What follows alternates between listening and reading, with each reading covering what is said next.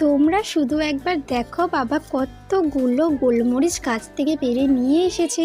তো hello everyone, আমি আখি। তোমরা সকলে কেমন আছো? আশা করি খুব ভালো আছো। আমিও কিন্তু বেশ ভালো আছি। জাস্ট দেখো, গ্রীষ্মে আমাদের কাছে কতগুলো গাঁদা ফুল হয়েছে। এটা হয়তো প্রকৃতির দেওয়া আমাদের কাছে একটা উপহার।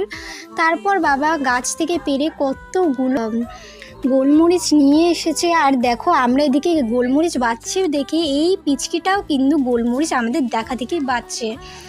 তোমরা তো বাজার থেকে কিনে গোলমরিচ খাও, বাট নিজের হাতে তৈরি করে একবার গোলমরিচ খেয়ে দেখো, সেই গোলমরিচ কিন্তু বাজারে কেনা গোলমরিচের থেকে যথেষ্ট ভালো হয়।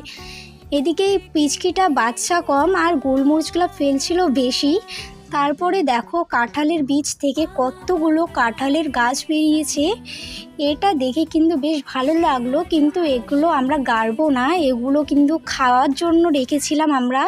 তারপরে দেখো, জাস্ট আমাদের গোলাপ গাছ থেকে কতগুলো গোলাপ ফুল ফুটেছে। কিছু গোলাপ গাছ কিন্তু ফুল কিন্তু ঝরে পড়ে গেছে। আর আমাদের বাড়ির পিছনে দেখো, এই বেগুন গাছটা থেকে কতগুলো বেগুন হয়ে বেরিয়েছে ছোট ছোট।